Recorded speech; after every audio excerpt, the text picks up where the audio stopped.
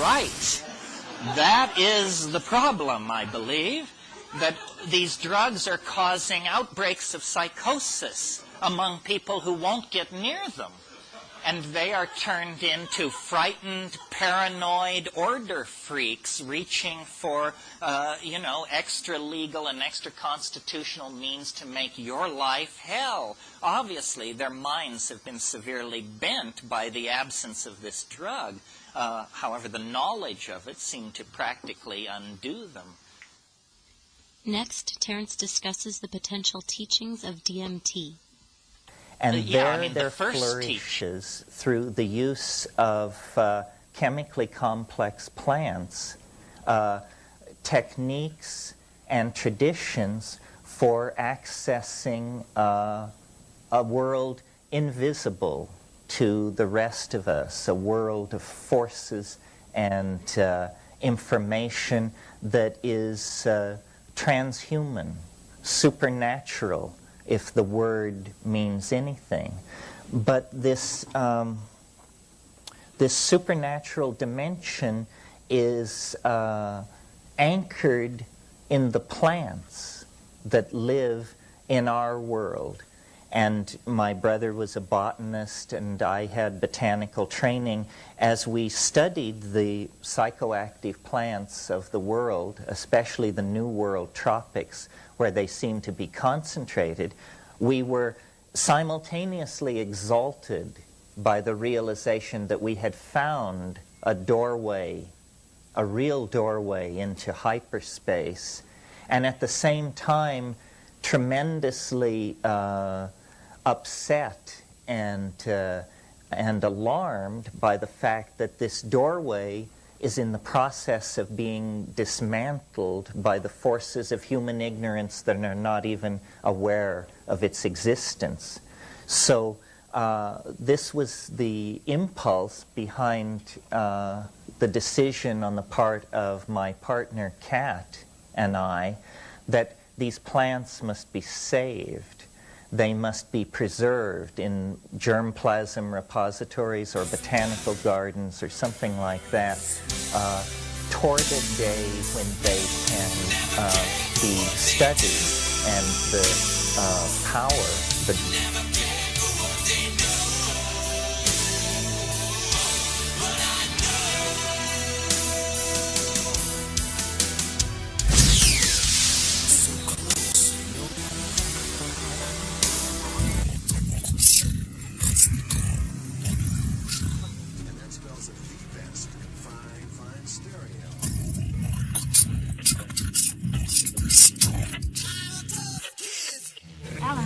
Ladies and gentlemen. You having a nightmare? What if it's true? Ladies and gentlemen. Alan, it's a possibility, isn't it? The very word secrecy is repugnant. Secrets. In a free and open society. And we are, as a people, inherently and historically opposed to secret societies, to secret oaths, and to secret proceedings. We decided long ago that the dangers of excessive and unwarranted concealment of pertinent facts far outweighed the dangers, constant, extreme danger, which are cited to justify it. Even today, there is little value in opposing the threat of a closed society by imitating its arbitrary restrictions. Even today, there is little value in ensuring the survival of our nation if our traditions do not survive with it. And there is very grave danger, extreme danger, that an announced need for increased security. This is Conspiracy Queries with Alan Parr.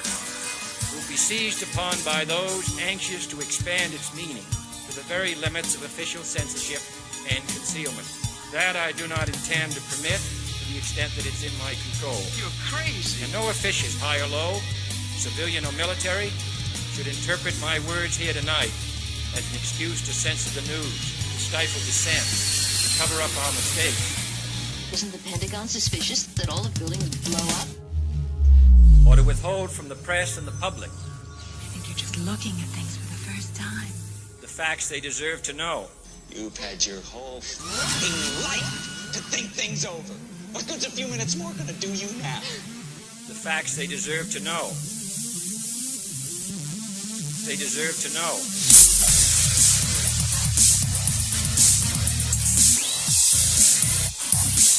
Deserve to know.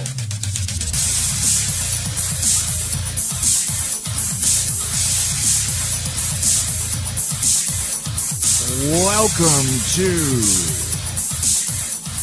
Green Crush Conspiracy Queries with Alan Park. Thanks for tuning in. We're dragging our way through February. It's really cold and crummy here. But I guess a lot of folks are going to be happy. Tomorrow is Valentine's.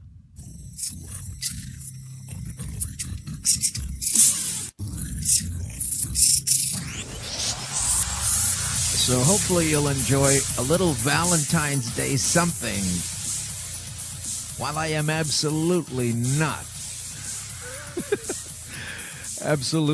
doing the Valentine's Day thing.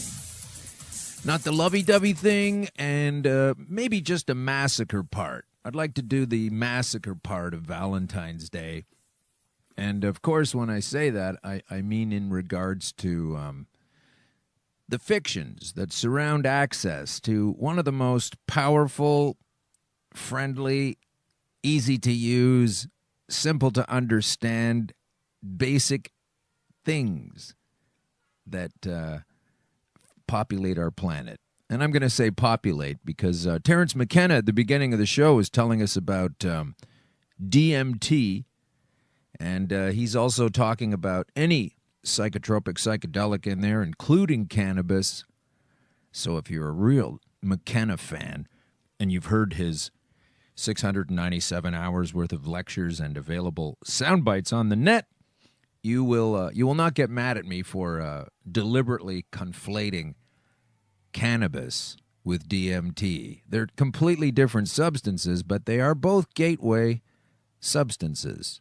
And of course, if you're an FPOF, you're pretty worried about it. What's an FPOF? It's a frightened, paranoid order freak that Terence discussed in the first part of the show. Frightened, paranoid order freak. These people who are afraid of a substance that brings you to the truth. You can only be carrying off lies if you are concerned about that.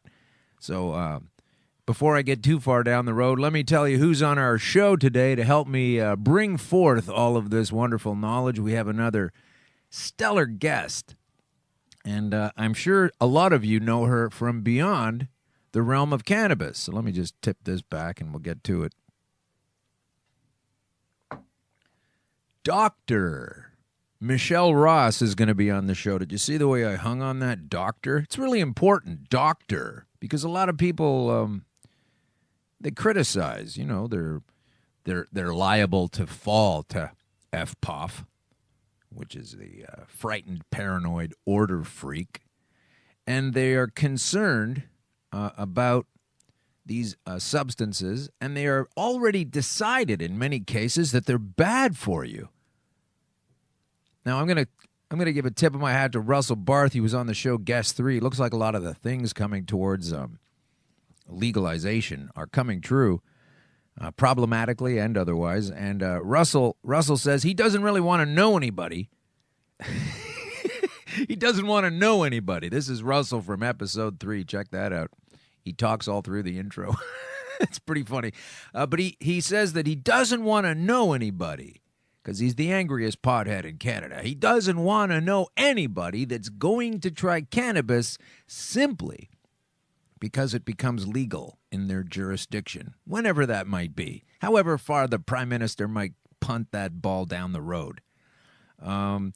Russell says, I don't want to know you if the only reason you're trying this is because it's legal. Now, that could sound like a confrontational argument, and it might be, but it's also pretty accurate that if the only thing holding you back from checking this out is a bunch of scribblings written down on a piece of paper that some person wearing a curly wig, maybe if they're in England, or somebody else booted through into becoming what we are supposed to live by. He doesn't have a lot of respect for you. I, on the other hand, will be happy to spend time with people who are just trying it for the first time because it's legal. Because that's just too much of a fun conversation to get into, Russell, to just immediately put aside. But I understand Russell doesn't have a lot of time for nonsense, whereas I do. So that's why I'm interested in that particular Ben. But it's nice to have a doctor come on the show and explain to us all kinds of scientific things that, of course, I am unqualified to speak to scientifically. Although my anecdotal reports, which many sweep to the side because they're only anecdotal, like the Bible and other books. But it did happen to me. And once it started to happen to me, I realized I am not the only one this is happening to. And crawling out of a deep, dark hole of trying to hide the fact that I was a stage 4 terminal cancer person who was still scrambling in this world to try to get work and didn't want to face any additional stigmas. Some people think cannabis is contagious like the flu, my gosh. So I didn't want to get mixed up with telling the truth, getting into it, mentioning that I was doing these things and taking this substance. And then when I started to talk about it, a lot of people took issue with it, and a lot of friends are standing by happily understanding that I have managed to pull this off. But boy, there's a lot of detractors out there, and they harp on these anecdotal T-shirt ideas, That's only anecdotal, and what they should be doing is checking it out in case it's happening that they are suffering from a deficiency of cannabis. And although I am not a doctor, I am prepared to diagnose that most people in society are suffering from a very severe lack of vitamin B12. I mean, selenium. I mean, cannabis. It's the same thing, really, ultimately. It is something that you need. And so Dr. Michele Ross is a neurologist, and she is involved with the Impact Network for women worldwide. And let me just spell out what impact means. Improving marijuana policy. You could just stop right there. Improving marijuana policy and accelerating cannabinoid therapeutics. So if a lot of those words are new to you, I really can't help you if you don't know what improving means. Marijuana is a pejorative term. Maybe they should change their name to the Impact Network, but that's not going to sound good. So they're going to stick with marijuana. That's okay. They're improving the policy and accelerating cannabinoid therapeutics because it's good for you. It's good for your brain. And, God, I would love to we're still trying to find naysayers, politicians, police officers, what have you, to come on the show and debate and try to debase these anecdotal notions of mine. And we can't seem to do it. They don't want to come in here. Right, Kathleen? Right, Kathleen Windbag? She's the Premier of Ontario. Said she was going to keep a conversation going last November 20th, but my goodness, she does not respond to one of my tweets. She's just telling us how she's spending more money to find out ways to spend money to tell kids that are in school that they'll have money to pay back by the truckload as she front loads their debt load. So she won't come on the show, but Dr. Michele Ross is coming on the show today. She was we had a good little pre-chat on the weekend on I guess it was Sunday or Monday. I don't know. Anyway, she's let me get a little bit more what she is all about. She has she talks on the air herself. She interviews people.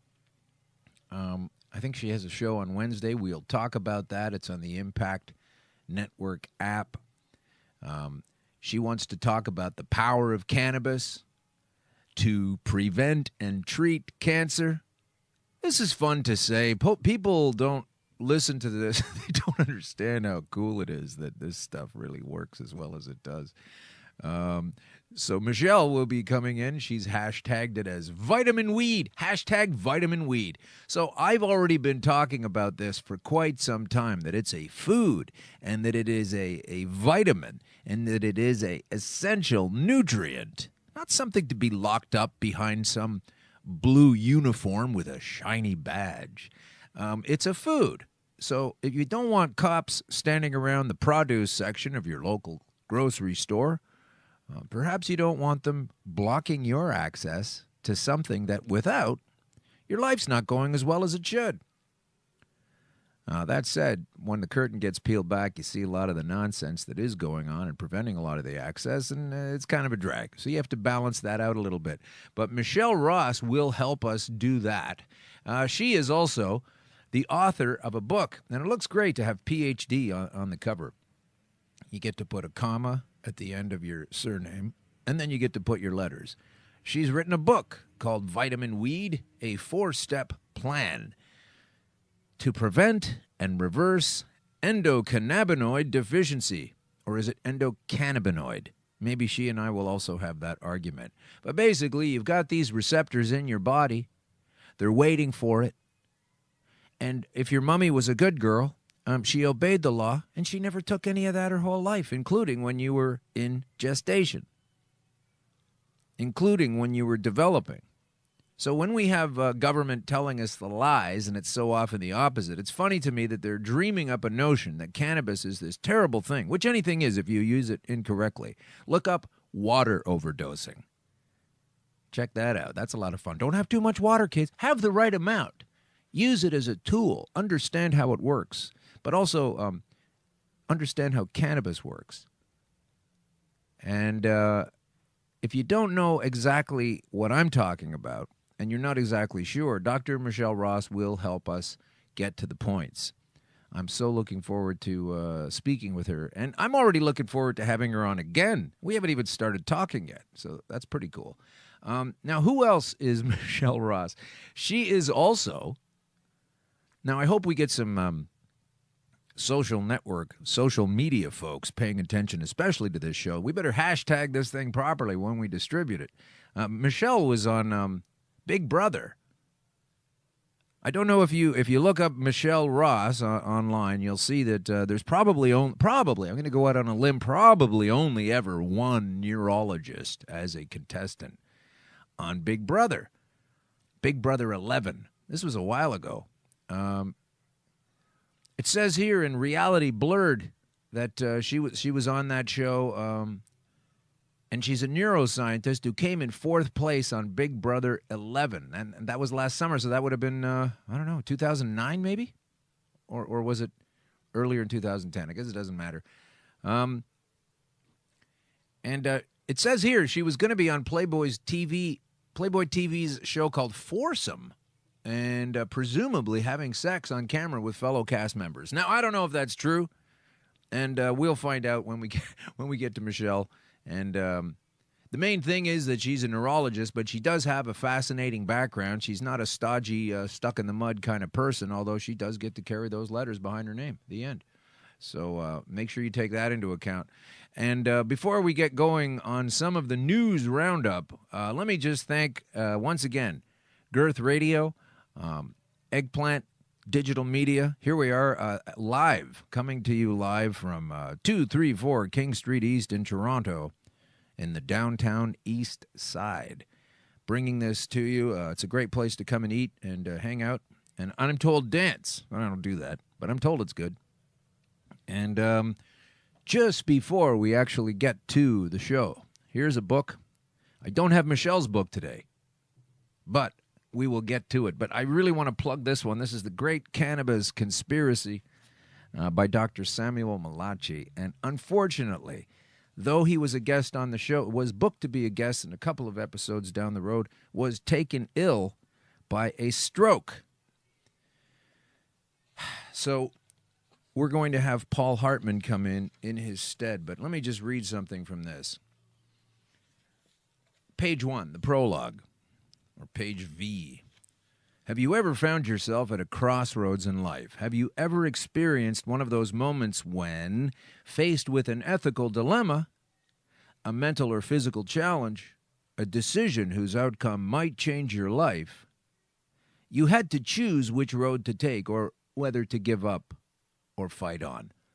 They say these are the points in life where you truly discover who you are and what you're made of. It sounds like a cliche, something you'd find etched onto a souvenir mug or a motivational poster. Two roads diverged in a wood. What doesn't kill us makes us stronger. Pain is inevitable, but suffering is optional. I say that because it's written in italics. We take comfort and inspiration from the hardships faced and overcome by others. And when we ourselves experience these moments, it feels like we've been to hell and back. We all dance with the devil sometimes, but when we find our inner angel, that's when we know we're on the right path. And then, when you least expect it, the seeds of change unexpectedly sprout in the soil of your accidental life. Hello! This completely explains to me how it was that I was faced with going the traditional route, where they gave me no option, and I would just be a good little boy and take a palliative drug and check on out of here sometime in late 2014, or to make the decision whose outcome might change my life, a mental and physical challenge, to be sure, and a legal one in my case, because I'll never stop telling people that I cooked it up in my own house, in the city where I live, and I don't care who knows it. In fact, I prefer everyone knows it. He says here, that's the most insidious characteristic of pain. I skipped ahead a few pages. The most insidious characteristic of pain, it never lets you forget the moment it was born. It drags you back into the past and forces you to question your life, your decisions. And with each attack, I am transported back in time to those moments of origin where I relive and re-question what happened. Of course, he's talking about a car accident at that point. And eventually comes to the conclusion, fuck this pain, we say, and fuck anyone who tries to express empathy with our pain through a distorted lens of narrow-mindedness, religious belief. Oh, it's immoral. Can I get the kind that doesn't have the THC? I don't want to know anything I'm not supposed to know. Or false science. And fuck any faceless entity of greedy souls that conspires to deny us the true liberty of relief from our pain. Officer and judge and whoever else thinks that they actually have the right to tell folks that can't use a plant to save their life. Oh my God, my center finger is not long enough to hold up. All right, so we're getting closer to Michelle's time. I'm going to get a couple of stories in here first, though I really need to do it. I really got to get it done, so let's have a little shit you need to know music. You'll get to know this shit. Turns out the government hasn't been listening. Pot shops are critical of the provincial plans for legal sales. Oh, so you're just going to back up everything I've already said so far on the show. Okay. From Global News. This week, Victoria, British Columbia, the capital on the island. Hi, Kim. Unveiled its plans for marijuana distribution when recreational use of the drug becomes legal later this year. Or so they say. The new rules raise questions for local governments and have existing Okanagan pot shops concerned about where the province wants them to start sourcing their weed. A bunch of people that never knew how it worked in the first place, now they're concerned about being on top of it and a sole purveyor. Although it's a lot cooler in BC than here in Ontario, that's for sure. We'll get to that later regarding some of the laws. Vernon dispensary owner Russ Stevenson is not shy about speaking his mind on the province's plans for legal recreational weed sales in BC. And this guy then says, it really looks like the government hasn't been listening, said Stevenson. Oh, they're listening. They're just tacking the other way. That's what you do. You tack the other way, you serve the greater agenda, you're sworn an oath to the Queen, you do the best you can, you take the shots, you do the town halls, you pretend to take in the information from the folks listening, and then you get your pension and run the hell away. It's a good gig. You just have to be a puppet and get rid of your morals. He doesn't like the idea of stores having to buy all their cannabis from the province's liquor distribution branch, with every store having the same products. Victoria's plans for recreational marijuana sales include both government-run and private stores. We don't have that in Ontario, so they're already a leg up, and it still sucks. However, the government's liquor distribution branch will act as the sole wholesaler for private stores. And I'm sure tons of these people in that industry were fighting the cannabis thing, at one point believing it would be a rival to their own income. And now they've figured out a way to rig the game. As Dan Didio, who operates a pot shop on Vernon's Main Street, says, that's absurd. That's going to happen. Those people, as of July or August, whenever we get this through, are all unemployed, he said.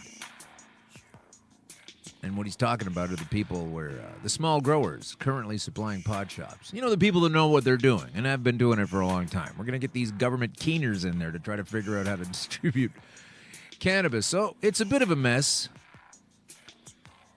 all the way through. Of course, in Canada, we speak about democracy, and it's so fantastic, but we're not going to let the market decide this. This is all a heavy-handed rule that's come down in the first place. Also at Global News, talked about this before, but it's always worth mentioning because nobody believes it. They just can't get their heads around it. Former head of RCMP drug squad now leads national marijuana business. And a hearty fuck you to that guy.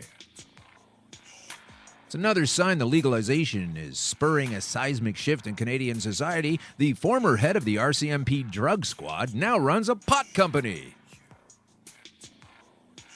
A man who spent years policing the illegal drug trade is part of a new wave of entrepreneurs poised to cash in when pot becomes legal. And then it says here in this article in July, but then of course Justin says, no, it's not going to be July. I don't know where anybody came up with that. Or words to that effect. A man who spent years policing the illegal drug trade is part of a new wave of entrepreneurs poised to cash in. But Derek Ogden, president of National Access Cannabis, doesn't see his career change as a 180. His policing experience put him in an ideal position to understand the marijuana business. For the past 5 years of his 27-year career with the Mounties, busting people for cannabis, he was in charge of drug enforcement and organized crime for the RCMP all the way across this country. Let's get his fucking ass sitting down over here. I want to grill this MF. Test him for morals like they try to test you for impairment. He's in charge of all that. Now he's going to rake it in while he tells everybody that's currently doing it they're criminals, so get them out of the way so these people can take the money and try to invent new strains that Monsanto will be all over.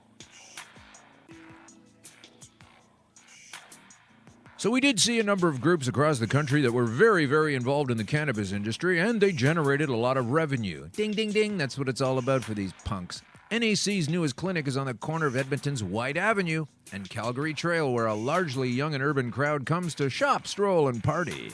The location is high profile, high traffic, and high visibility. Like the government's marijuana regulations, the outlet is still under construction.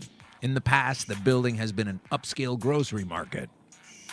Several bars, and long ago a bank. Pretty funny. Goes from bar, grocery stores, banks. They still have vaults in the basement from the banking days. So this guy's trying to cash in on things, and he's not the only one. Julian Fantino, let's remember, boycott Alethea. Alethea has no business being a business. Now we also have a conservative senator saying that police won't be ready for high drivers by the Canada Day deadline, which once again, Justin has said, there's no deadline there. I don't know why people are saying that, even though it's been written up everywhere. You fool. You people person. Of course they won't be ready because they haven't been able to figure out how to actually prove that just because you have cannabis in your system that you're high. You could be brand new and have a little tiny bit and be on your face or off your face. And you could be someone else that's got a higher tolerance and take much more than that and be completely sober. But nobody cares about the facts. They just want to make money, revenue, revenue, revenue. Cops selling weed, cops busting other people for buying weed they're not supposed to be buying. It's pretty embarrassing that we let these folks run our lives. But let's get to a couple more quick stories, and then I'm going to bring on Dr. Michele Ross.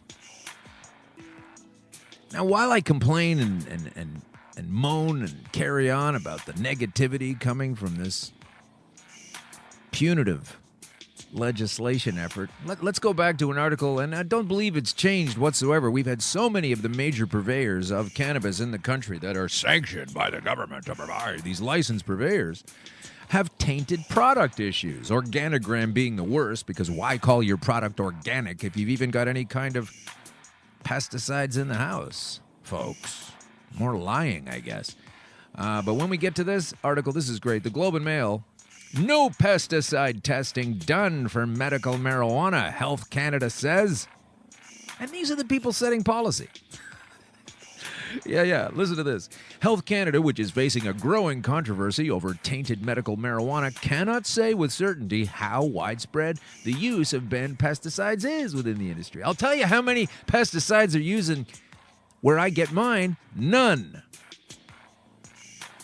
Of course, mine isn't a licensed, sanctioned, official, legal, safe place to obtain it. But once again, fuck them. Instead, the regulator has been leaving it up to the growers to police themselves on the use of the potentially harmful chemicals. In a background briefing with the Globe and Mail, a senior Health Canada official acknowledged that even though the government prohibits the use of potentially harmful chemicals such as myclobutanil, which is known to emit hydrogen cyanide when heated,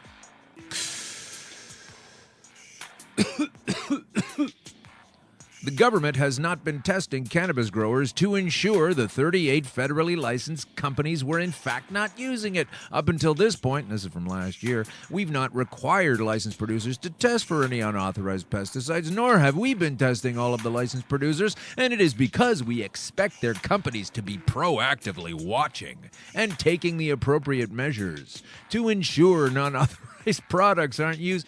When has that ever happened? When does that ever happen? Do we let Wall Street monitor Wall Street in case any... Oh, yeah, we do actually do that. Sorry, okay. Do we let the police investigate themselves whenever there's some kind of horrible... Oh, yeah. Well, yeah, we do actually do that. All right. So that now we know that continues now. We understand that this is the case, that these people, by and large... telling people who have been providing good quality weed for decades that they are criminals while these punks legalize and enforce purveyors of tainted weed without even bothering to check. I'm just about ready to toss up at my lunch. And if you're listening to this show and you think you're having lunch right now, maybe what you ought to do is give that up. Because Michele Ross, neurologist, doctor, author, is coming on the show now, and she might say something that will put you off your meal. Now, I've always said on the show that we need to make sure you're not enjoying a nice dinner or meal or something while you listen. Sometimes it gets a little gross. So, here we go with calling up Dr. Michele Ross. Skype. And hopefully there she is. Hello there, Alan. The good doctor. How are you today?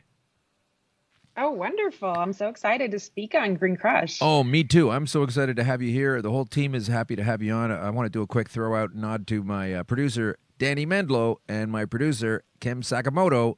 We are three, but we are spread apart, but we are putting this thing together. So thank them for finding you. I did not find you. They found you. Oh. And, well, thank you both. Yeah, we're all the same team. It's the same effort. So, Dr. Michele Ross, do you go by that all the time when you go out? Do you say, I am Dr. Michele Ross, or do you just say it's Mish, or what do you do? Well, it's sort of funny because outside the academic world, right, we don't really call each other doctor, but in the cannabis world, it really is important to emphasize doctor because there is so many experts out there without any credentials, talking about the science or presenting themselves as experts. And then you actually find out that, their degree is in Google search. And so there is a difference, Yeah. That's where my degree came from, and I don't call it a degree, but that's how I crawled out of the muck. That's how I got out of the muck. But I understand it's not really official, so yeah. Good for but you don't have to call me Dr. Ross if you don't want to. Michele is fine as well. Okay, Michele. Well, I'm going to call you Dr. Ross because you are a doctor, and all of the reasons that you mentioned as to why you refer to yourself as one in this field are definitely on tap for the show. So I'm going to stick with Dr. Ross. Okay. Okay. When did you become a doctor? So I got my PhD in neuroscience from the University of Texas, Southwestern Medical Center. And by the way, that's way harder to say than most schools. But I got that degree at the end of 2008. So I've been a doctor since then, about almost 10 years. You were a doctor for 10 years. And so during the time of becoming a doctor, what came over you to become a contestant on CBS's Big Brother, an Endemol production? Well, I actually finished my degree in 2008, and I wasn't on Big Brother until 2009. So I was actually in a different position. I had moved to California. I was working at Caltech, and a couple of things had happened in my life. My brother had actually passed away from an Oxycontin and alcohol overdose. I was going through some relationship troubles, and I was pretty sure my marriage was ending. So I decided to just apply to a random Craigslist ad. It wasn't actually a Big Brother call or anything. It was looking for scientists for TV, and I was in California. So I'm like, yeah, I sort of hate my job. I hate my marriage. Like, I don't know what I want to do with my life. Sure, I'll just apply to a game show or something. And it turned out to be Big Brother. I literally, when I found out, when I called them, I dropped my phone and everything because I had been a huge fan. Since, I was a little kid. I had seen every season, and it was the only reality TV show I watched. And so I was really shocked. I thought it was going to be like a joke thing on Craigslist, and it turned out to be Big Brother. So that's how I ended up on the show. Amazing. Okay. So you were a doctor at that time, and you're just taking that knowledge inside. And they played on that, right? The show itself accentuated the fact that you were a doctor? A little bit, it was actually funny. So when you talk to producers before you go into the show, right, they always ask you what's your strategy and this and that. And the production sort of screwed with my strategy because I told them that I was going to hide the fact that I was so smart because, smart people on that show win the show. For example, Dr. Will. Won season 2 of the American Big Brother. And I didn't want people to think that I was a scientist and I was going to be able to manipulate everyone because I was so smart. So I told people I was, like a lowly dishwasher on the show. And of course they put the theme that season was brains, jocks, like other types of high school cliques. And I was immediately put on the brains team. And here I was telling everyone I was an idiot. So that didn't really work out well for me. So I was targeted, at first for being a liar, sort of. So that wasn't very fun. But you lasted many weeks. Yeah, so I lasted almost all the way to the end. I was 4th place. I was 66 days on the show, which actually surprised the hell out of me. I didn't realize I was as strong as I was. I was actually a pretty fierce competitor in the physical challenges. And, I barely worked out in the gym ever. So I was a little surprised at that. Yeah. And I didn't have the best social game. I'll acknowledge that. You don't expect scientists really to have good social games anyways. I would do things a little bit differently if I had been in the house a second time.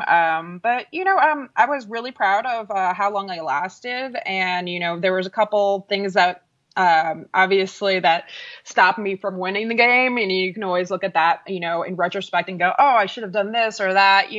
You just get worn down in that game. I actually have one of the records for not eating the longest in the Big Brother house. I was actually on a restricted slop diet for 4 weeks. I lost like 20 pounds. Why was that? What's that got to do with it?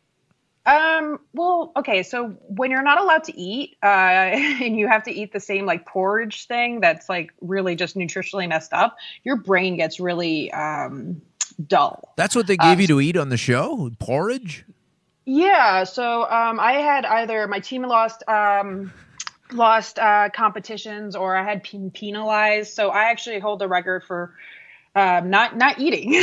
And so, yeah, it's, so I like towards the end of the game, I was just so tired and like exhausted that I couldn't even think anymore. Like my edge was being smart and like, I couldn't think anymore. And so people were like, she's forgetful and everything else like that. I'm like, no, like you have no idea what it's like to eat the same meal every single day. Yeah, everybody was doing that? Everybody was on the same page with that kind of thing? No. So it was just me. I kept getting targeted. Oh, so this was some kind of specific punishment or challenge you had to go through alone while everybody else was eating properly. Yeah. So everyone, like, there are some people that go on the show and they never get still get that, and then there's some people that only get a week of that. I managed to, be on that diet for like 1 week, then off of it, then on it, and it was a total of 4 weeks. So 4 weeks. Yeah. I remember a little bit of torture. I remember when a long time ago when I first started watching the show, and so they had a cast of folks in there, and then 9/11 happened. And they were all in there, and they didn't know what was going on. Like that really blew my mind, because something so life-changing and world-changing. Meanwhile, you're cooped up inside some secret television show thing. It just seemed particularly strange to me that would be the case, that you'd be stuck in there. So anyway, that's cool. So you were, and then there was a bit of notoriety, and I just want to touch on this before we move into the heavier kind of science aspect of the show. Stuff I read about you was that you were, and I'm quoting here, so a bisexual. And we're going to have lesbian sex or something like this on Playboy television? No. That's what I read. Better check. Yeah, there's a lot of stuff on the internet that is not true. I would Right. say almost like fantasy stories. I mean, I get a lot of times from people, even from groups that I've done consulting for, and they're like, I read something online that says you're a porn star. And I'm like, what are you talking about? Right. To acknowledge it, I did do a Playboy TV show back in the day. It was a celebrity version, so it was very, very well paid. In retrospect, I had no idea it would get the kind of media coverage it did. There was a lot of different people from different shows. For example, like Ozzy from Survivor did that show. Yeah.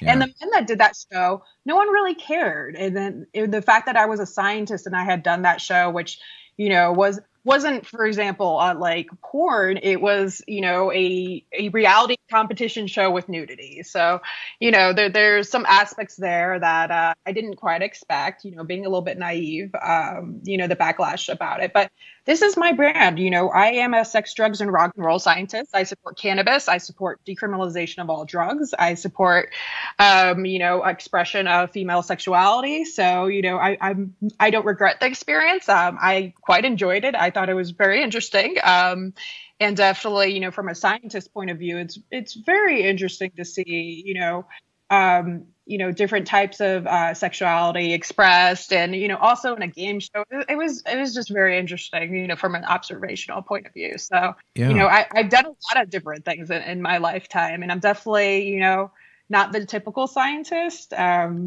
that's what makes me me.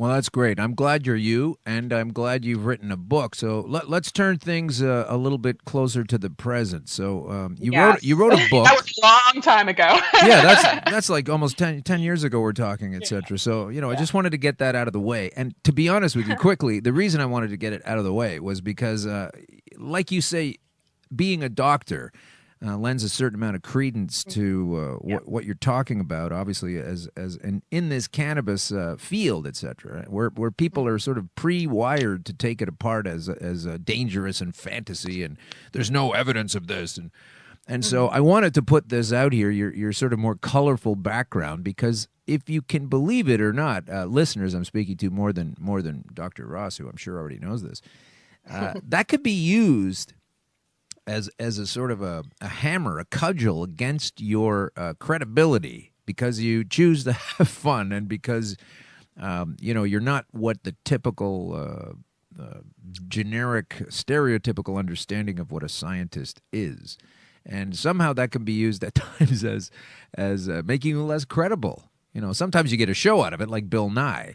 But in your case, I just wanted to make sure that, that you're not hiding anything. You're just a person with a colorful past, and obviously intelligent, as you say, and you've learned a lot of things beyond Google University. And so anybody that wants to take a swing at Dr. Michele Ross, go ahead and do that. It's, it's got really nothing to do with the facts on the table. So I'm always trying to tell people that it doesn't matter, how long my hair is or what kind of television shows you were, forced to eat porridge on. It doesn't change your awareness and acumen. So let's just dive right into the book right now, and let's talk about your book that explains about a deficiency in the endocannabinoid system. So tell us where your research began for that book and how long it took you to write it, and some of the big take-home points that people want to find out when they read this thing. Sure. So I had always been interested in the endocannabinoid system. My very first paper actually in graduate school was on cannabinoids and neurogenesis, which is the birth of new brain cells in an area of the brain called the hippocampus. It's important for learning and memory and in drug addiction. And the rest of my PhD, I ended up studying other drugs of abuse like cocaine and meth and heroin, just because, the government doesn't really support research on cannabis growing brain cells, and they're not really interested in that. So, being a scientist and not really being taught about the endocannabinoid system, having to learn about it a lot myself, and being, doing a little bit of the Google search PhD, it was sort of interesting. I had never lived in a state where cannabis was legal. And then when I did my postdoc, I moved to California, and I was able to see firsthand what legalization was like and all these people using cannabis. And it was very interesting. And I actually didn't use it myself until my late 20s when I had some health issues. And so it really, being able to use it on myself and really experience it, not just reading about it in science, not just seeing other, patients, like really experiencing it myself and blowing my mind about the fact that cannabis was able to do things that traditional medicine couldn't. Like I had nerve damage. Like I had an arm that didn't work. Like two of the nerves in my arm just sort of got really inflamed, and my wrist and my hand just stopped working for 2 months. Let me just stop you there. So, is that a muscular thing, or did you tap into? It was a nerve. It was a nerve thing. So I have inflammation, and I still do. I have basically an inflammatory condition where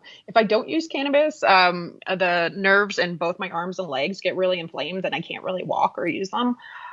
So it's been the only thing that's ever helped. So for me, I was personally inspired to continue doing research. And then in 2012, I met my husband, Todd, and together we formed a nonprofit called the Endocannabinoid Deficiency Foundation. It's not called that anymore. We call that Impact Network, just because you can't get banking when you talk about cannabis in your company name. Right. But I started working on this book back in 2013. And it was really based on the fact that I had worked before as a chief scientist formulating nutraceuticals.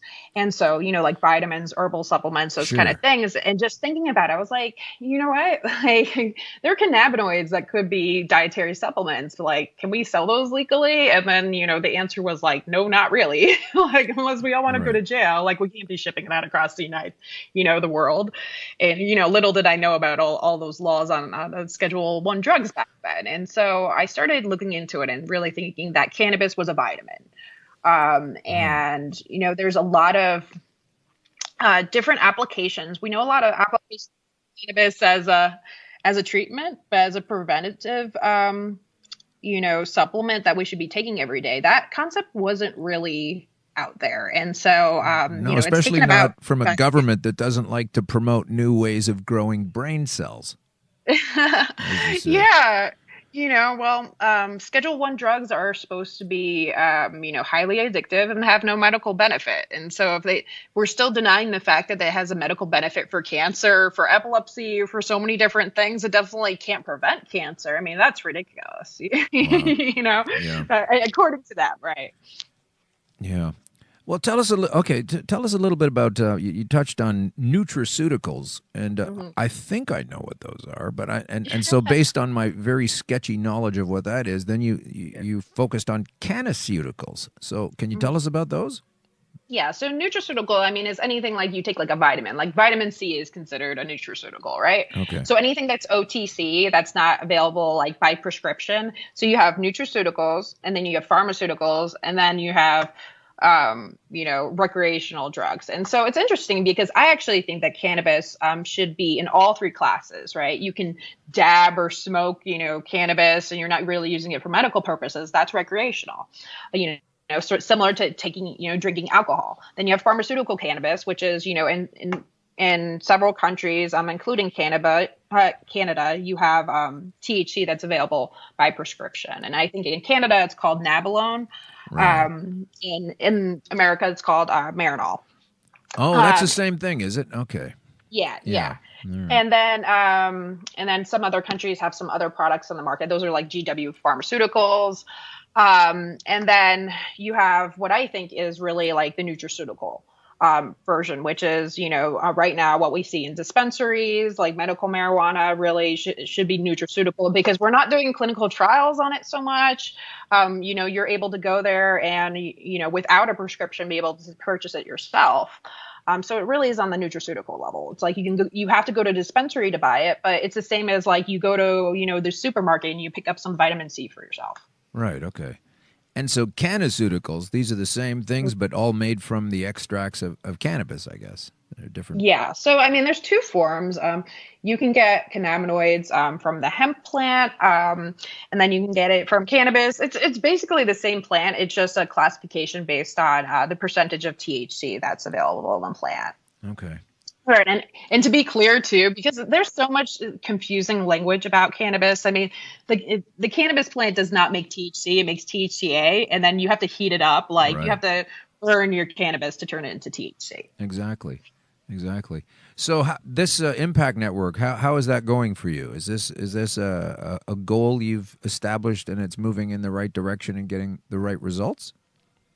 Yeah. So, of course, it's always challenging to have a nonprofit that's trying to do education and advocacy and research in the United States when we're not very funded at all for research on the medical benefits of cannabis. But I founded the foundation and we've done a lot of amazing things. For example, we were the first group to hold cannabis for specific medical condition conferences. In 2015 and 2016, we held a conference every month. We did the first conference pretty much like in the world for cannabis and women's health. We had one on cannabis and cancer, cannabis and pets, where people brought their pets in. It was actually really fun. Oh, that would be good. Yeah. Yeah. And then we've done a lot of community outreach. We've launched the first app for women who use medical cannabis, and that is available at community.impactcannabis.org. Say that again. That just sort of dropped out a little bit. Just slow down and say that again so people can. No problem. I talk really fast. That's okay. I'm from Jersey.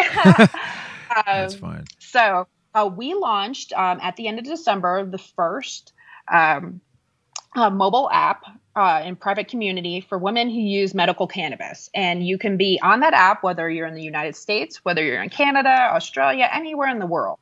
And the point of it is to provide peer mentoring for women. And so to match people up that are new to cannabis with, say, a specific condition. Like, for example, you just got diagnosed with breast cancer. You don't know who to talk to. You don't know what doctors to go to, what products to use. And we want to connect you with people that are local to your province, state, city, et cetera, and that can really guide you in a very private manner.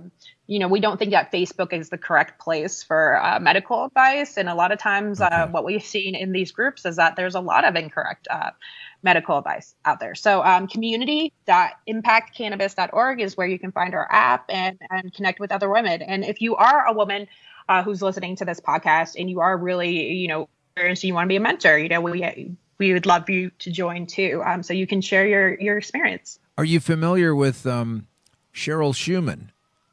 Yes, I know Cheryl. Okay, good. We were trying to get her on the show a while ago, and she was unable to, at the last minute, had a doctor's appointment, so I hope she's okay. But she seems like a bit of a powerhouse. Yeah. She's from Los Angeles. I used to live out there for about 5 years, so I know her.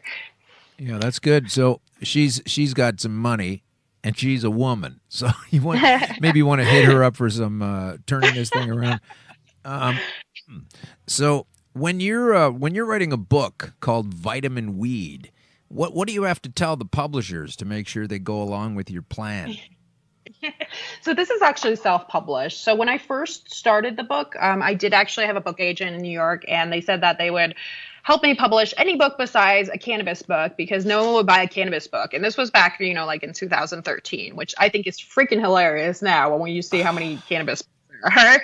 But my very first book was Yeah, my very first book was actually on the neuroscience of weight loss, and so that was sort of the category I was in, was neuroscience books. And then I was like, I want to make a weed saves the world book, and that was not looked very positively on. I got dropped by my agent. So, and then taking the time that it did, just because I did have health issues and everything, and then also a legal battle in Los Angeles.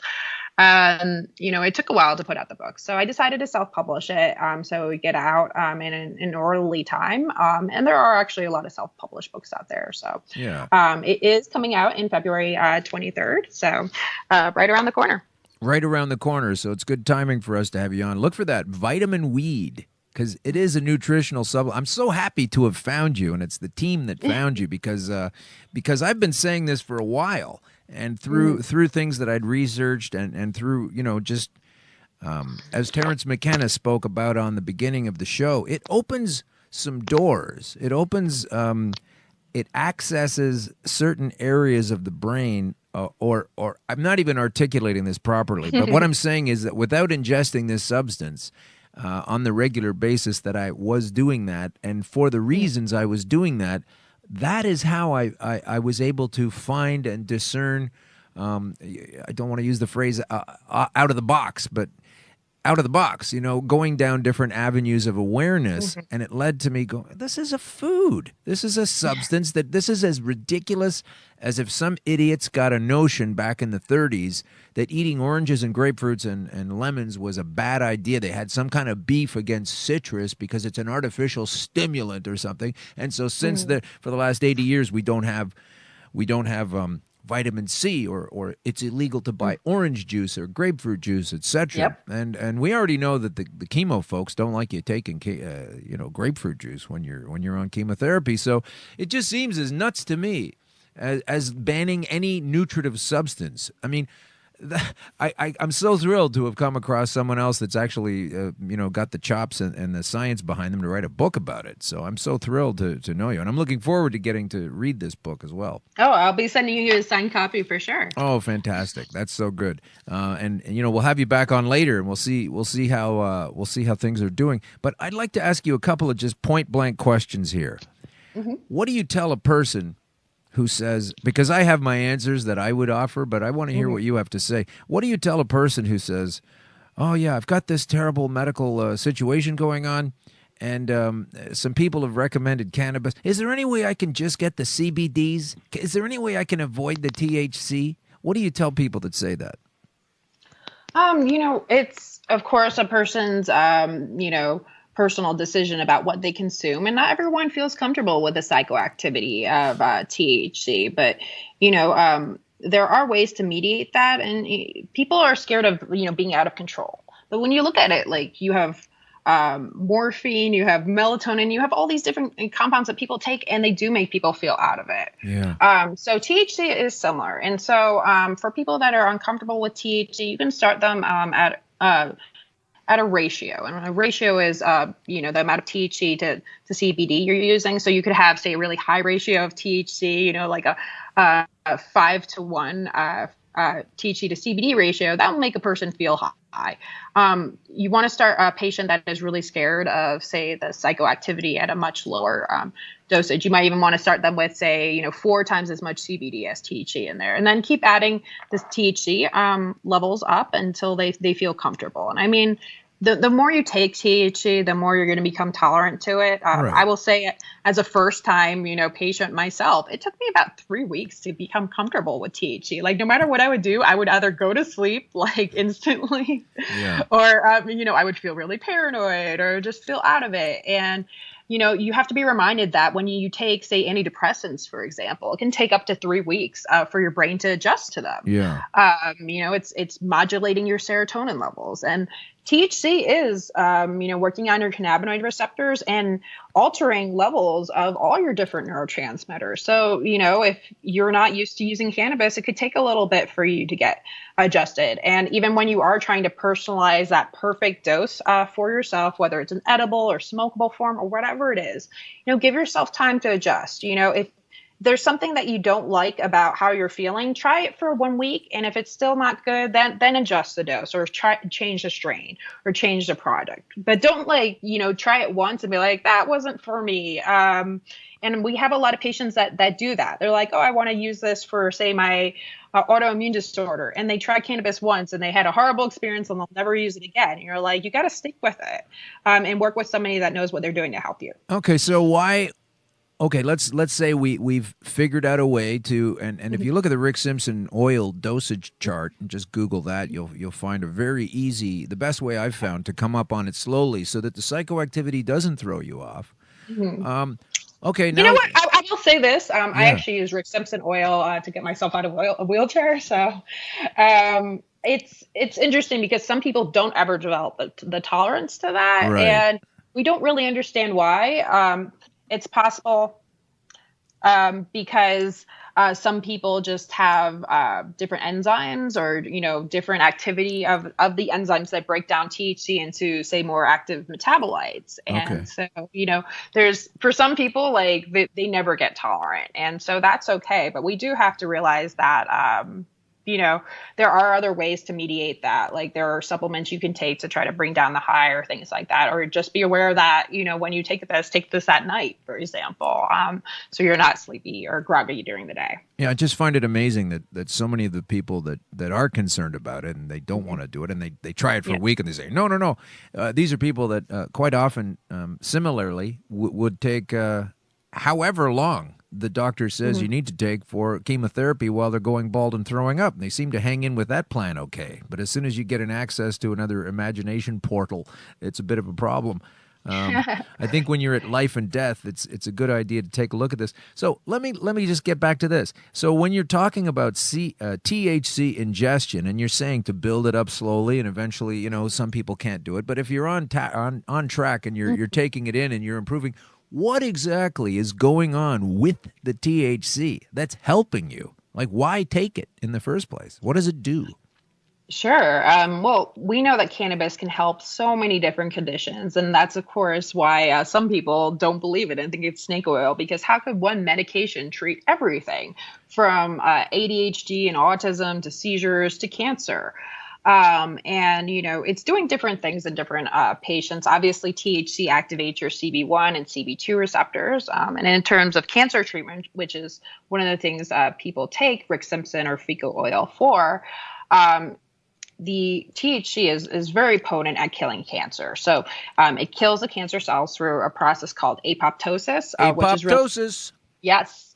So that's really important because a lot of times chemotherapy or radiation will cause necrosis, and necrosis is a messy death. And so your cancer cells will die, but they'll basically burst, and it causes all this inflammation, and it's really harmful to your other cells. And so what you want to do is use cannabis to sort of target those cancer cells, like eliminate them, like stealth, like, I don't know, like CIA style, know, and you want to clear them out of your body without causing damage to the rest of your body. And unfortunately, we know that, when you go through traditional cancer treatment, you're sick because those treatments have messed up your other cells in your body. And so the other ways that THC can help reduce cancer, you can stop the formation of blood vessels, which is really important when blood is coming to cancer or to a tumor. It's feeding it, it's helping it grow. So if you cut off the blood supply, you can kill the cancer, and you can also stop cancer from spreading. Right, that's the big issue where when somebody has cancer and then it goes to their other parts of their body, and it's really, really hard to beat then. So anything that we can do to shrink tumors and stop them from spreading is the best way. And then also too, I want to mention CBD, because CBD is really cool in the fact that it also turns off cancer genes, and we don't talk a lot about that. But you have so many genes that can either stop cancer or can help promote it, and CBD is just really powerful in the fact that it just shuts it all down. It shuts all those programs down. So really, tell us again. CBDs are shutting down what programs? Yeah. So basically you have several genes that can either promote cancer cell growth, or they can stop them. And so CBD actually works on a specific gene called ID1, and it downregulates that. And so that's important for making sure that the tumors don't spread and grow. Okay. So that is super important. So what is the fixation with so many people? Oh, can I just use CBD? Like, it seems half-assed, literally. And I have to agree with you. Unfortunately, there isn't any clinical research published specifically on fecal or ricin oil, and that's because of the restrictions around research in both Canada and the U.S. And I don't think RSO is as used as much in other countries where they're doing research like Israel. But it's really important for us to understand, what it takes to kill cancer cells. And for a lot of people, there's some people being told out there that, take 5 milligrams of a CBD tincture and you'll kill your cancer. And it's not going to happen at that dosage. There are times where CBD is more appropriate than THC for some types of estrogen positive breast cancers. But for the most part, you need a ton of THC to kill the cancer. And just telling people, here's a couple drops of something, or take this like lollipop, like you hear the worst things. And it's really depressing sometimes when you work with patients that have been given bad advice. We really do think that in most cases, you do need a combination of THC, a lot of THC, but also some CBD can help. Again, shutting down those genes that promote cancer and letting the THC, actually activate and kill those cancer cells is really important. So both of them do their job. And then there's other cannabinoids too that we haven't discussed. And, there's very little research for, there's not as much applications and treatment protocols, but we're learning about CBC. We're learning about THCA and CBDA, which CBDA is the raw version of CBD. And is it also converted through heat? CBDA to CBD? Yes. So you can decarboxylate it. So CBDA is what's made in the plant. Okay. And so you can decarb it through a bunch of different ways, but raw hemp juice, for example, would have CBDA in it. And CBDA is actually a COX-2 inhibitor, and so it actually in clinical trials. What kind of inhibitor? Sorry, I missed that. What kind of inhibitor? I know. Yeah, sorry. Here I go again with the I didn't go to your school, okay? I wasn't sitting behind you in class looking over your shoulder. No, it's okay. So tell us again. Yeah, so COX-2, COX-2. COX-2. So basically, when you take anti-inflammatory drugs, they inhibit two things. They inhibit COX-1 and they inhibit COX-2. And most like OTC drugs, like an Advil or something, they mostly inhibit COX-1. They're not very good at inhibiting COX-2. And what these COX-1 and COX-2 do is that they promote inflammation in your body. They also promote cancer growth and things like that. So if you can inhibit them, you inhibit cancer. And so raw hemp juice or raw cannabis juice it comes from a strain that also has CBD in it. You're not going to get CBD obviously in a strain that has no CBD in it. But if you're looking at like an ACDC or Canatonic or whatever is available in Canada, if you use the juice from or you use a tincture that has decarboxylated cannabis in it, you're going to get the CBDA. And that's really important because the CBDA is what I tout as both the preventative and the treatment for cancer. So CBDA is very selective at inhibiting the COX-2, so it'll inhibit inflammation, it'll inhibit the spread of cancer. And we've actually no one's ever done clinical trials on, say, CBDA for cancer, but COX-2 inhibitors have been tested in clinical trials to prevent and treat prostate cancer, breast cancer, colon cancer. So we know that's the mechanism for killing cancer. So if CBDA is the same exact drug, but less harmful because it doesn't really have the side effect profiles of a lot of the synthetic drugs, we have a really powerful way to treat and prevent cancer. And in fact, I think that if people actually took, say, CBD or, a combination of CBD plus raw CBDA, just take it all in. CBD, CBDA, THC, THCA, just all the terpenes. Take it all, yes. I'm a big fan of not isolates, taking obviously the full spectrum products. Right, okay. So what's your take on the word, it's a scientific word, so if you're just new to the show, we do throw these around sometimes. What's your take on the word cure? Cure. So cure is a great word to get donations and funding and, catch attention. But it's also sometimes a very dangerous word because, government agencies don't want you to make claims, and saying something cures something is a good way to get your company shut down or website shut down. But it's it's a 4-letter word. So it's a really easy thing to throw up on slides or, put up on an ad. Cannabis cures cancer is obviously the biggest one out there. That's the most controversial. And you'll have a lot of cancer doctors out there, including Donald Abrams, that goes, sorry, cannabis does not cure cancer. But the thing is, obviously there's just no cure for almost anything, that's out there. But as a treatment, the proper word is treatment, right? Because we have patients that have been treated with cannabis and their cancer has gone in remission. But we know that every single human in existence has cancer cells in them. So no one is ever really cured of cancer.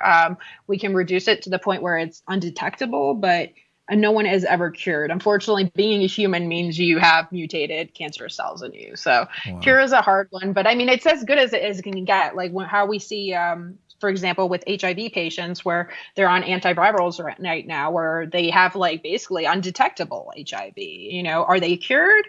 We don't say that they're cured, but it's pretty much like you're cured. And so in the same way, we can use cannabis to pretty much wipe out some kind of conditions, but saying cure is a dangerous thing. Okay, well, give your opinion then as a doctor, because that's why you're on the show.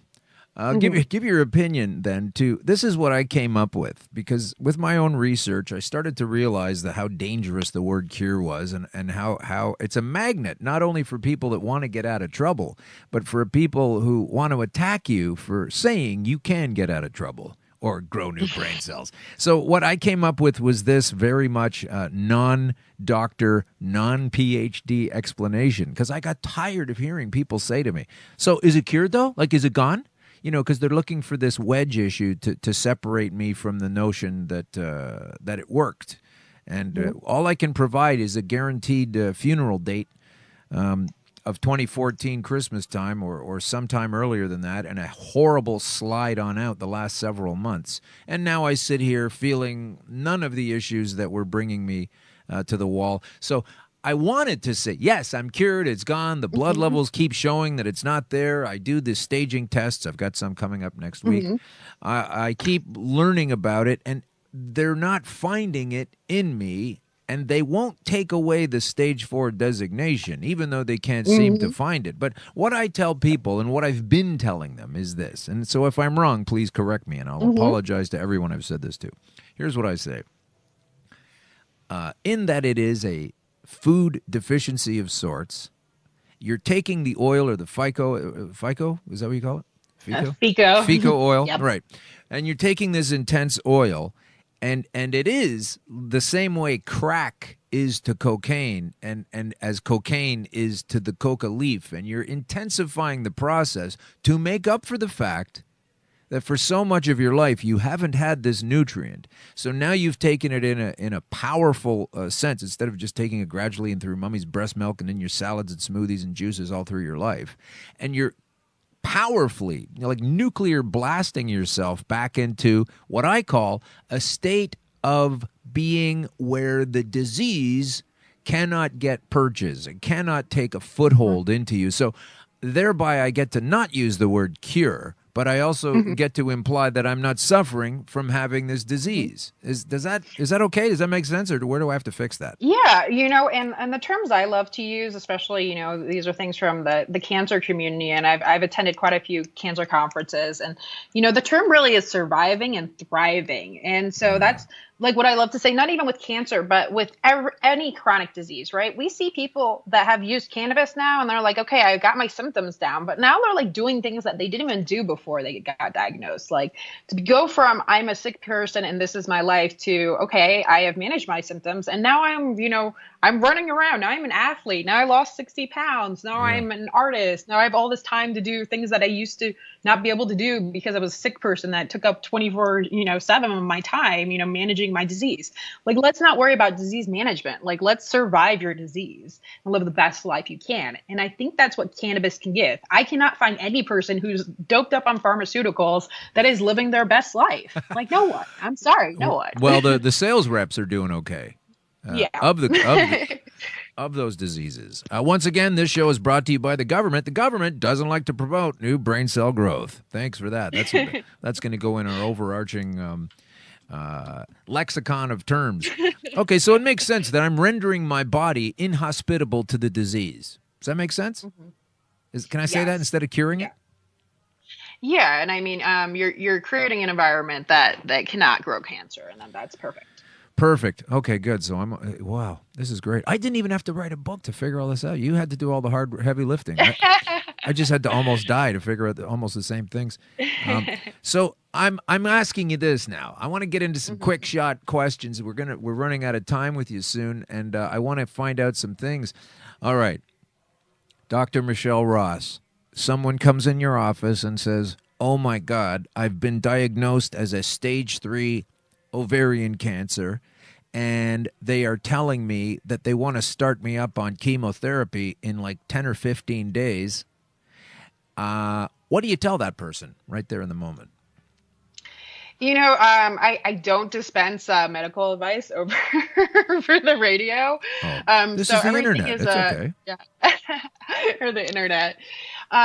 You have to be very careful. So when we talk to patients, we review what medications are on, any tests that they have available for us. So, there's no one size fits all. We let them know what the risks are of them going completely just to cannabis. Also, what the other options are, including using cannabis just for palliative care, which is managing, nausea, side effects of chemotherapy, et cetera, because some doctors, are not happy when their patients take cannabis. Tell me about it. And yeah, so it's a really difficult thing. And so, there are cases where because of people's, hospital affiliations, right, there's some hospitals that will not treat you if you're using cannabis, or, their doctors are outside of the system. There's all sorts of issues.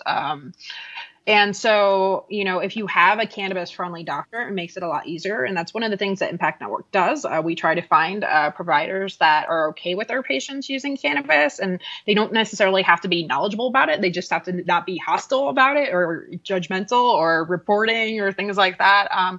But there are so many complicated things that come into it. But there are definitely options, for women that are using suppositories, obviously, for cancer. That can be very, very helpful because that's very local application of THC and CBD as well. I'm sitting on one right now. Yes. I mean, it's for that's if you're not talking suppositories, whether they're rectal or vaginal for cancer, I mean, your provider is missing the point. Yeah. So, yeah, absolutely. They're amazing, and it's of course taboo, but I'm sorry, the discomfort there is no discomfort really in using suppositories. I use them for my conditions. It's much better than being hooked up for chemo. Well, there is a bit of a drawback. Let me just share with you what can happen if you don't get the right suppositories, or you make them yourself out of an experimental nature and guilty as charged. You can use too much coconut oil, and then you're going about the business of your day, and all of a sudden, you're starting to leak, and you should have a Kleenex handy. So that's my big safety warning. If you're going to use suppositories, have a Kleenex at the ready. Don't wind up like me in the H&M change room at the February clearance center.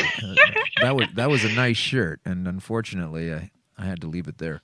But it is interesting that you are all over the map, as they say, on this knowledge. I love that you're basically saying, I'm not dispensing medical knowledge, but get THC into it. THCA, CBD, CBDA, CBA1s, activate your receptors. Can we talk quickly about a couple of things called terpenes? Do you know anything about that? And then we'll have to get ready to book you on another show. Yeah, so I mean, terpenes are obviously amazing chemicals that are also found in the cannabis plant, but they're also found in lots of other plants, like citrus plants, for example, or lavender, right? We've heard of the terpene called linalool. That's that lavender smell. It also has anti-anxiety and anti-seizure effects and a whole bunch of things. So all these terpenes are just as powerful and amazing as the cannabinoids. I mean, the terpenes, for example, aren't going to be that hammer to cancer cells that THC are, but many of them have anti-cancer activities. And in fact, one of the things that I'm very much interested in trying to do formulations right now for cancer prevention is really working with some of these terpenes and figuring out if we have the right combination, can we in a patient that has the genetics for developing cancer, like you have like a 90% shot, chance of developing, say, breast cancer. Right. If a patient takes something like this cocktail basically for their whole life, can they freeze their cancer? So it never grows into a tumor. And so, these terpenes have amazing powers. So shoot me some questions. Okay, well, we're just about done. And I just wanted to make sure people understand this because terpenes, all of these cannabinoids are so important. I'm just trying to disabuse people of the notion that the whole answer is CBD. It's not. Mm-hmm. It's a great part of an overall equation, but we're going to have to let you go. We're just about out of time. Dr. Michele Ross. She's a doctor of neurology, by the way, so she knows about how... Neuroscience. Neuroscience. I'm sorry, neuroscience. Very well. Yeah, you can get into trouble with that. But you're neuroscience and a very intelligent user of this substance. And before we let you go, here's something that you spoke about earlier, and I'd like to share this with people to get it out of their minds that this is such a panic. So if you're paranoid about, THC or getting high or thoughts or whatever it is that people get upset about when they're using it, you said there were things you could do to mitigate that if you're quote-unquote too high. I've heard smelling pepper, ground black pepper will actually, which is also a terpene, will ameliorate that. So what else can you suggest for folks? And then we'll get you also, start off by telling us where we can find you online, and then tell us a little bit about how not to be too high when you're afraid of being high. What can you do? Sure. So you can find me on Twitter and Instagram at Dr. Michele Ross, and that's Michelle with one L because my parents are from Jersey and didn't give me the extra L. But you can also find me on drmicheleross.com, and that will list my speaking engagements, my books, and all the updates on my nonprofit and whatever else I'm up to, including trying to legalize psilocybin or mushrooms in Denver. Right. So I am all over the map. But and then in terms of not getting too high or bringing down your high, which is something that I am very passionate about because I told you I have a low tolerance and people love to get the scientist high at parties.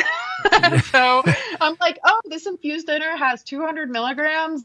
I can't do that and walk out of here. Okay. So actually I keep capsules of a supplement called City Choline. It's like CITI and then choline, which is actually an amino acid. And so City Choline can be taken before you use cannabis or it can be taken after you use cannabis. And in fact, a lot of people that have to take high dosages in cancer, it's very powerful for bringing down that high within like 45 minutes. A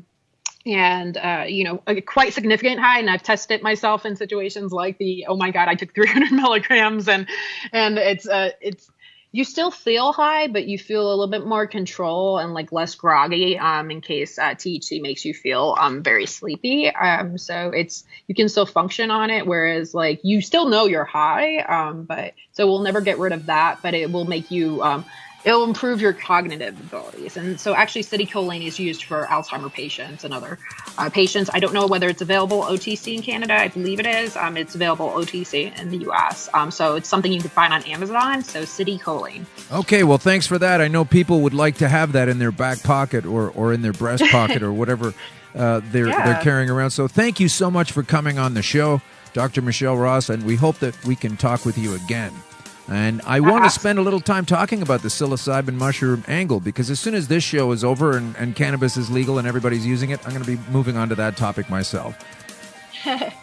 Well, very cool. It's very helpful for cancer patients and anyone that's dealing with the trauma of being a chronically ill patient. I mean, being prodded and pricked and being told that you might die is traumatic. It's as traumatic as assault or suffering through a terrorist attack. And so this trauma, I mean, we're all traumatized, and I think everyone just as we can benefit from a little bit of cannabis could also benefit from a little bit of a magic mushroom experience. We'll start testing that out and seeing how that works on a legal level in Denver, hopefully in 2018. Well, if you need any Canadian volunteers about that, you will definitely be in touch with me. Thanks so much for coming on the show. I really appreciate it. You've been wonderful. Well, thank you so much, Alan. Have a great day. You too. Thanks very much. Everybody, that was Dr. Michele Ross. Isn't she something? She's a reality star. We got a reality star in the White House. Now we've got one who has neuroscience experience on why this stuff is so great. And now we're going to move into a couple more pieces of information before we carry on with the closing of the show. And I'm sure that my producer / engineer Russell will be thrilled to hear that we are moving into the end of the show. Russell has to get going. So I was trying to wrap this up as quickly as possible. Russell, we're going to just give me a few more minutes here. Gosh, we got some things we got to do. We got to talk about. So before we get to too much more news, Dr. Ross also mentioned Israel. Let's bring this story up. This is fantastic. Benjamin, the leader there, Netanyahu blocks exports of medical marijuana and is ordering new studies. Despite broad support among government ministries, the Prime Minister ordered the Health Ministry and the National Economic Council chairman to review the issue. All right, so the issue being that he has suspended reforms aimed at allowing Israeli marijuana growers to export their product, pending new reviews by the Health Ministry and the chairman of the National Economic Council, in Israel, of course. NEC Chairman Avi Simon, Simon, was instructed to conduct an economic feasibility study. The Health Ministry is to prepare a separate review. And it's funny to me that a lot of the money that Israel gets is from America, and America doesn't want cannabis happening. Ask that little fool Jeff Sessions all about it. He doesn't want it coming in, but meanwhile they're pumping money into Israel to figure out they need to do more studies before they can sell their product. But boy, oh boy, Israel is definitely way ahead on cannabis research, and we thank them for it. And one day, I guess I've got a bit of a fantasy that we will have some of those researchers, and in particular, the fantastic ancient researcher. He's in his 90s. I've already talked about him on the show, so I'm going to leave it alone. Turns out, what's this? Some bees or something going in the studio. I don't know what's happening at the moment. What's going on? Is this your thing? No. This is the flight of the bumblebee. What's that doing here? Oh, here we go. How about this stuff called Manuka honey? It's a type of raw honey that kills every kind of bacteria scientists could throw at it. Every kind? Well, I don't know about that, but let's read this. From Nick Meyer. It says the benefits of raw, unprocessed honey are well known, but in Australia, scientists recently made a startling discovery that one particular obscure type of honey, called Manuka, is capable of killing just about everything scientists throw at it, including some of the worst bacteria known to man. The findings were published in the European Journal of Clinical Microbiology and Infectious Diseases. I'm actually a subscriber. That's the June 2009 edition. And it could hold special significance at a time when many of the world's top antibiotics are failing, especially against resistant superbugs. The honey in question, produced in New Zealand, also goes by the name of jellybush honey. The honey has become so popular in the past few years that shortages have been reported and fake products are being sold, leading New Zealand Manuka producers to seek trademark protection. Oh, thank you very much. Thank you very much. I appreciate that. Yes, we always get excited about trademark. That's enough of that. Trademark stuff. I lost my page there. Here we go. Here we go. So Manuka honey is created by bees foraging on the nectar of the Leptospermum scoparium, which is the New Zealand Manuka bush, as well as tea trees native only to Australia and New Zealand. And why is this a big deal? I just thought that was a pretty fantastic lead-in to this story in the ScienceExplorer.com that says a beekeeper has trained bees to make honey from cannabis resin. Okay, it's all coming together now. Many people are calling the man who trained bees to make honey from marijuana a genius. I would like to add my name to that list. It is something many have talked about doing, but no one has been able to successfully pull it off. Until now, of course. His name is Nicholas Trainer, nicknamed Nicholas Trainer Bees, a 39-year-old who lives in France. He's probably 41 or 2 now. In addition to being a beekeeper, an artist, and a locksmith, he's also an outspoken supporter of marijuana. It's good to be an outspoken supporter of marijuana and be a locksmith. They do go hand in hand. When Trainer was just 7 years old, he began to get into a lot of trouble at school because he was hyperactive, which eventually led him to dropping out. Soon after leaving school, he realized that using cannabis for medical purposes helped him deal with his condition. He began consuming it before the age of 10, and his brain's okay. The government doesn't want you to regenerate your brain cells. Anyway, years later, many people who were afraid of Trainer's ability to raise and train bees began to ask if he would ever use his bees to create honey made from marijuana plants. Knowing that honey is a natural substance with its own health benefits, Trainer figured that the two would be perfect together. Hopefully, we can get this guy on the show, and hopefully he is making some kind of fantastic product from Manuka honey. Let's put both of those things together. And I'm going to read one quick thing from the 1947 medical cannabis study cover-up. Turns out, here's an article from 1949. It says a marijuana leaf plays an epilepsy cure role. That's from the Bureau of Narcotics Files, National Archives in College Park, Maryland.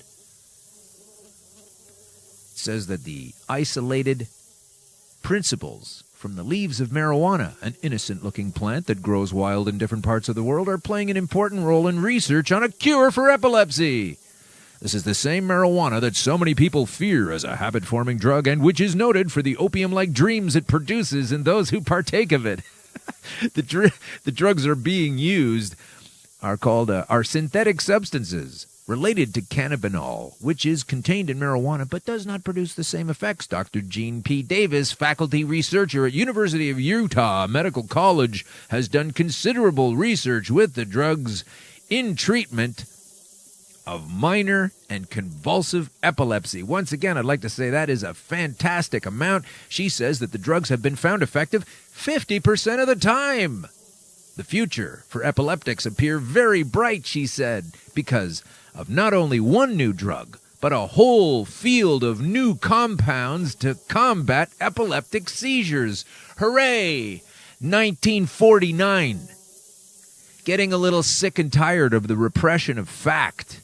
The government keeping it in with no medical promise, and here it is, going to be curing epilepsy at a 50% rate, and they're telling us this before it was even 1950. The hell's going on out here? These governments that don't want us to reproduce our brain cells, they don't want us to improve our lot in life from a horrible disease such as cancer and many others. 50% of the time, huh?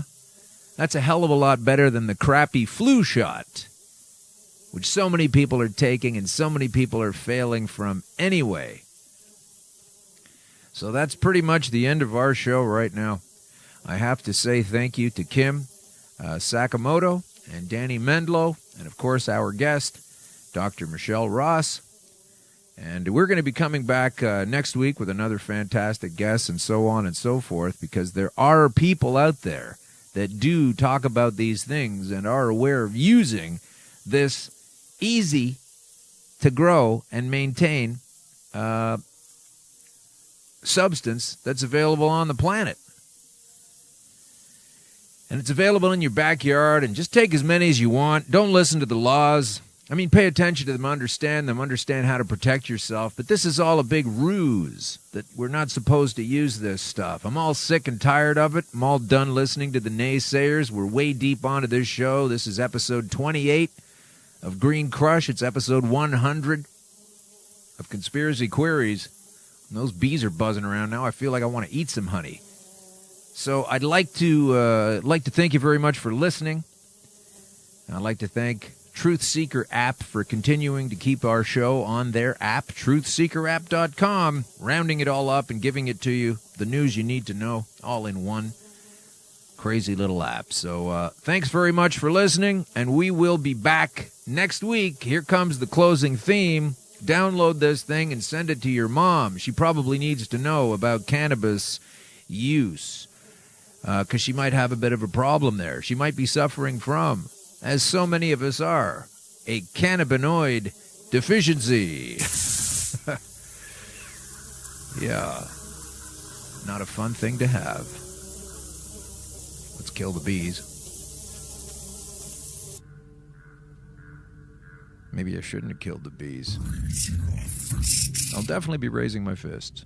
Thanks for listening to Green Crush Conspiracy Queries with Alan Park on the Information You Need to Know Network. Thanks a lot to the Eggplant Digital Media. Thanks a lot to the Pacific Junction Hotel. So kind to host us in here weekly for your pleasure and information. Have a great afternoon.